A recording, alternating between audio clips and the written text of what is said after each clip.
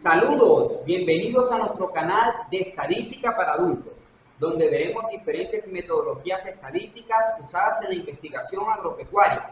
En este caso, vamos a conocer cómo calcular la heredabilidad usando el método de máxima verosimilitud restringida bajo un modelo con una vía de clasificación.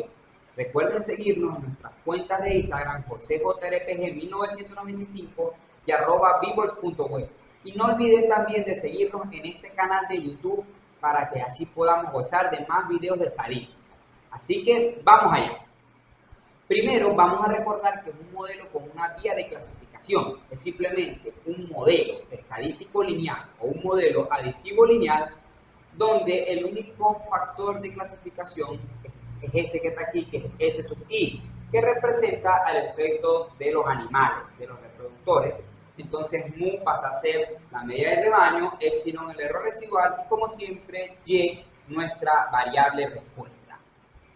Vamos a también a recordar que la heredabilidad es simplemente un parámetro estadístico poblacional que nos indica cuántas de las diferencias observadas en el fenotipo de los animales del rebaño se deben a efectos genéticos aditivos, es decir, a efectos genéticos que se pueden heredar.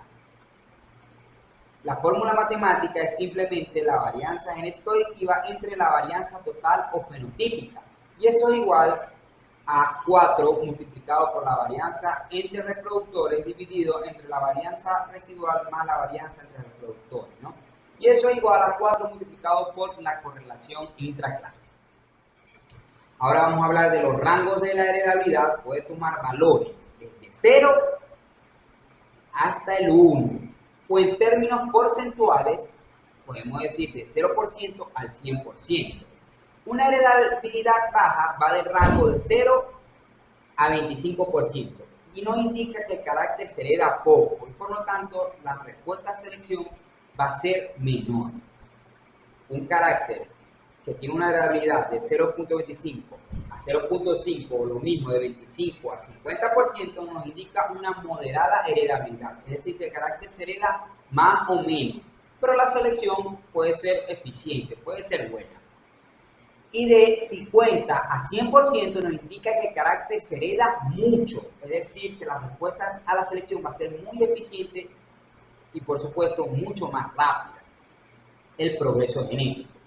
Entonces, mejorar una característica cuando la heredabilidad es alta nos lleva mucho menos tiempo y los resultados son más satisfactorios. Ahora vamos a mencionar que REMER es simplemente el método de máxima verosimilitud restringida y se le conoce como REMER por sus siglas en inglés.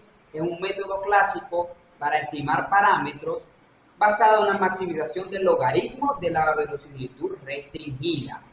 Ahora, ¿por qué se restringe la probabilidad o la verosimilitud? Para asegurar que los parámetros estimados o los componentes de variabilidad estén siempre en el área de parámetros. En este caso, como son varianzas, que sean valores positivos, ya que con métodos como la ANOVA o el MINC0 podemos encontrar estimaciones absurdas de la varianza, ya que son negativas. Vemos la fórmula que se asemeja mucho a la de máxima verosimilitud clásica, pero cambia. Aquí no tenemos n, sino n menos p, y aquí tenemos el logaritmo de x traspuesto por menos 1 por x. Sabemos ya que estos son matrices de incidencia para los efectos fijos, la x, y esta es la matriz de varianza y covarianza fenotípica, y esto es la suma de cuadrados residual generalizada del modelo. También tenemos que recordar cuáles son las ecuaciones normales de Henderson, que la usamos para encontrar la solución de los efectos aleatorios. En este caso son los valores genéticos de los animales, ya la hemos discutido en otro video, que son estas que tenemos aquí, que es simplemente la matriz de coeficientes multiplicado por el vector de incógnita igualado al RHS o vector del lado derecho. Pero para este modelo se reducen a estas ecuaciones más sencillas, donde la matriz de incidencia X cambia por el vector unitario. Y aquí los efectos fijos, lo único que tengo es mu, que representa al promedio del rebaño. Ahora, si derivamos la función logarítmica de la verosimilitud restringida, vamos a encontrar unas soluciones o unas fórmulas para los componentes de variabilidad que utilizamos para estimar la heredabilidad, siempre y cuando la data sea balanceada. Lo pongo aquí en grande, caso balanceado. Es decir, si tenemos el número de observaciones igual por animal, vamos a encontrar entonces estas soluciones que son muy sencillas. Para el caso de la varianza residual es simplemente igual al cuadrado medio del error. Y para la varianza entre reproductores vamos a tener el cuadrado medio de reproductores menos el cuadrado medio del error entre K, donde K es el número de réplicas. En el caso balanceado tenemos esta fórmula sumamente sencilla que podemos utilizar para estimar la heredabilidad. Ya hemos discutido estas fórmulas en otros videos, pero aquí les muestro una simplificación en álgebra de escalares de las fórmulas matriciales. Entonces vemos que el cuadrado medio entre reproductores es esta fórmula que ya conocemos. Esto es el vector de mínimo cuadrado generalizado transpuesto por el LRHS menos un factor de corrección entre los grados de libertad, que son el número de animales menos 1. Recordemos que los cuadrados medios siempre son la suma de cuadrados entre sus grados de libertad. Pero en álgebra de escalares, como en este caso balanceado, esto se reduce a una fórmula sumamente sencilla en el numerador. Esto pasa a ser también el factor de corrección o suma de cuadrado de mu, que es simplemente la suma de los datos al cuadrado entre el número de observaciones aquí. Y esta parte de aquí es la suma del total de los datos de cada toro al cuadrado entre el número de réplicas de cada animal. También tenemos el cuadrado medio total, que esto es simplemente la varianza total de los datos de la muestra. En este caso, vemos que la fórmula de álgebra matricial se reduce a esta álgebra de escalar, donde esto es simplemente la suma de cada dato al cuadrado. Y por último, el cuadrado medio del error, es simplemente en el numerador, en su suma de cuadrados, la suma de cuadrados total menos la suma de cuadrados de los animales, de SAC. Y los grados de libertad va a ser el número de observaciones menos el número de animales que estén en la data.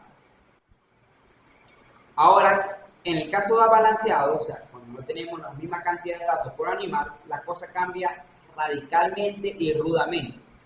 Equipararse las primeras derivadas del logaritmo de la verosimilitud restringida no me va a conducir a una fórmula, me va a conducir a un sistema de ecuaciones no lineales, las cuales tengo que resolver por iteración numérica. Pero en este caso de Remer la cosa se complica aún más. Resolver estos complicados sistemas de ecuaciones no lineales es una tarea que no es fácil, ya que el logaritmo de la probabilidad restringida debe maximizarse dentro de un área de parámetros, es decir, que los valores no sean negativos, y para los casos multivariados que las correlaciones parciales sean consistentes entre sí y que el rango de la correlación de Pearson vaya de menos 1 a 1. Ahora, si el máximo ocurre en el límite del parámetro, del espacio de parámetros, es decir, que está cerca de 0, porque sabemos que 0 es el límite porque no puede ser negativo, entonces poco puede haber que la derivada del logaritmo de la probabilidad sea igual a 0 en el máximo. Es decir, yo no voy a poder conocer si en cada iteración me voy a acercar al máximo de la probabilidad si ataco por iteración numérica el sistema de ecuaciones no lineales. Entonces, bajo este problema, el punto de partida en los algoritmos Remer no es la solución del sistema de ecuaciones no lineales, es la solución o la maximización directa del logaritmo de la verosimilitud restringida, en vez de su primera derivada, que son estas ecuaciones que no son lineales en sus parámetros. Ahora, ¿por qué usamos la verosimilitud? Por dos razones. La primera es que solucionando el sistema de ecuaciones no voy a poder conocer si me estoy acercando a un máximo en cada ronda. Y la segunda es que no es posible distinguir los puntos sillas y mínimos y máximos, porque los componentes que se derivan tienen sus derivadas iguales a 0.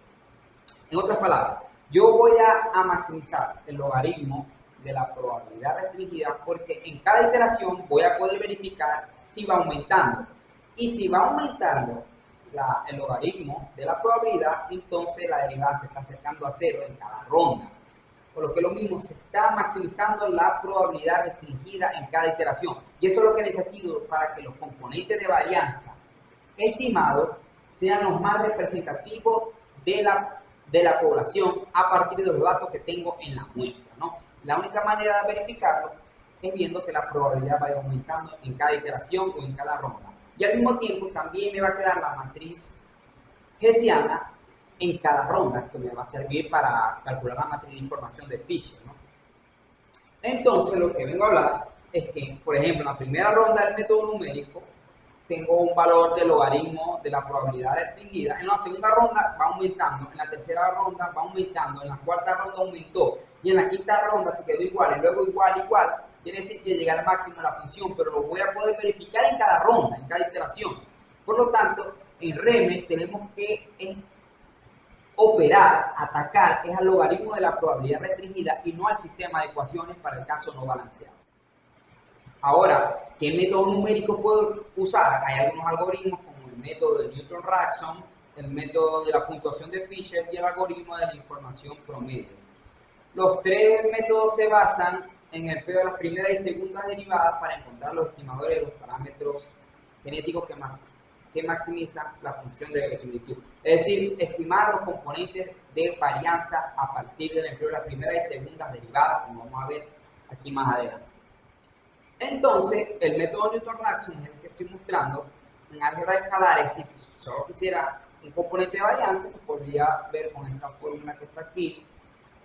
Vemos que este es un valor inicial que yo tengo que dar menos la función del parámetro entre la derivada del parámetro, ¿no? Pero como en este caso yo tengo que estimar dos parámetros porque la varianza residual y también quiero estimar la varianza entre todos, entre animales, entre reproductores, como me quieran llamar, entonces esto cambia esta fórmula, donde este es el valor inicial menos la inversa de h, donde h es la matriz hessiana por s, que es un vector de puntuación, ¿no?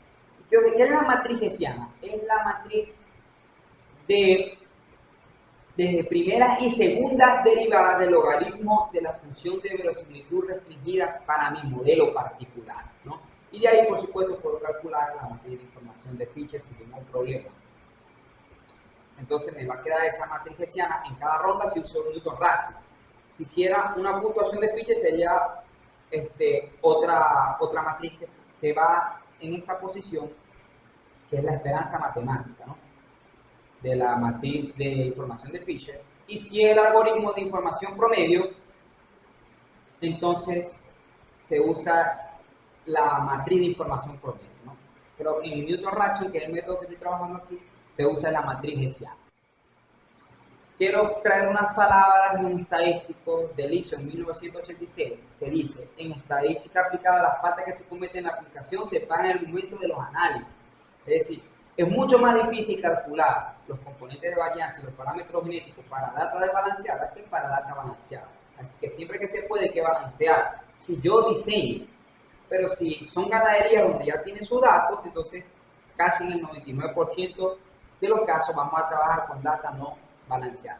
Pero gracias a la informática de los programas de computación estadística, ya esto no es un reto para este tipo de modelo. REME para el caso balanceado es muy sencillo y para el caso desbalanceado se vuelve muy complejo. Entonces, para los que no están acostumbrados a la álgebra de matrices y a los métodos numéricos, puede ser desalentador. Pero como dije, ya tenemos la tecnología que nos ayuda a resolver este problema fácilmente. Y si la data es balanceada, el método usando iteración numérica, es decir, si uso Newton-Raphson, una puntuación de Fisher, un algoritmo de información promedio, me va a dar idéntico resultado a que si yo solucionara la fórmula para los componentes de varianza. Y también, para data balanceada, ANOVA va a idéntico resultado que REME. Por lo tanto, si es data balanceada, yo puedo aplicar mis fórmulas tranquilamente, ¿no? Aunque si yo utilizo cualquiera de estos algoritmos para maximizar la función de verosimilitud restringida, voy a encontrar los mismos resultados, siempre que los valores iniciales sean prudentes, sean más o menos buenos, ¿no? Ahora vamos a ver un ejemplo. En un caso balanceado el que les traigo, tenemos un animal, un toro, y tenemos otro animal, cada uno con 4 datos, es decir, estos son datos de su progenie. En este caso, para peso al destete. Calculamos el cuadrado medio entre animales, vemos que los grados de libertad era el número de animales menos 1. Son 2 animales menos 1, un animal es lo que nos queda, es decir, 1 en el denominador. Y este 4 que está aquí es el número de réplicas porque cada animal tenía 4 datos. Y este 8 que está aquí es el número de datos totales. 4 más 4 serían 8 y este sería entonces el número de datos totales. Estos dos serían la suma de los datos de cada animal al cuadrado y esto es la suma de todos los datos y eso al cuadrado. Y eso nos va a dar igual a 600 46.2012. Este es el cuadrado medio del factor o el cuadrado medio entre los animales. Cuadrado medio total y el cuadrado medio del error. El cuadrado medio total no es necesario calcularlo, pero yo lo muestro para mostrar cómo es, porque esto es simplemente la varianza total de los datos. N-1, 8 menos 1 son 7 grados de libertad, y este es la suma cuadrado total, este factor de corrección que vimos anteriormente, y esta es la suma de cada dato al cuadrado. Y eso nos va a dar 631, pero con esto no hacemos nada. Esto simplemente es la varianza de todos los datos de nuestra muestra. Lo que vamos a utilizar es este numerador que está aquí, que es la suma de cuadrados total, y se la voy a restar le voy a restar a esto la suma de cuadrados que calculé anteriormente, que es la suma de cuadrados entre animales, y me va a dar la suma de cuadrados del error entre los grados de libertad del error, que son 6, que vienen del número de datos menos el número de animales, 8 menos 2, 6, y me va a dar el cuadrado medio del error. Y ya con todos los cuadrados medios calculados, puedo calcular los componentes de varianza. El residual va a ser igual al cuadrado medio del error, 628, y el componente de varianza entre todos va a ser igual al cuadrado medio entre todos menos el cuadrado medio del error entre k, que es el número de réplicas, que en este caso dijimos que es 4, y eso me va a dar igual a 4.32 y otros decimales. Ahora, este valor de aquí lo multiplico por 4 y lo divido entre la suma de todos los componentes y me va a dar la heredabilidad. En este caso es 0.027, que es muy baja, pero recordemos que esto es simplemente un ejemplo pequeño para mostrar cómo se calcula. Y ahora vemos qué es lo que nos da el procedimiento mixto o Pro Mix del SAS.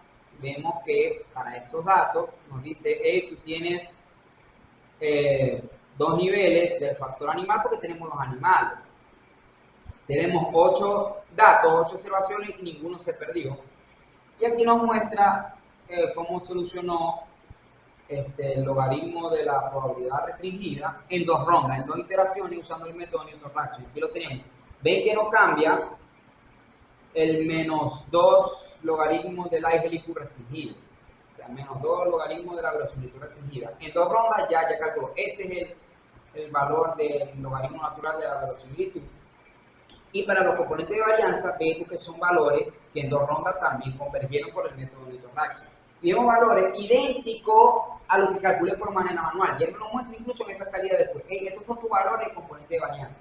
4.32 idéntico a lo que calculé manual y 628.91 idéntico a lo que calculé manual. Entonces, el método de Newton-Raphson va a dar igual, siempre que tenga buenos valores iniciales, a la solución de la fórmula en el caso balanceado. Muchísimas gracias, no se olviden de seguirnos en este canal de estadística para adultos para más videos de estadística aplicada a la zootecnia y al mejoramiento genético animal, y recuerden seguirnos en nuestras cuentas de Instagram, JoseJRPG1995 y @vivors.web.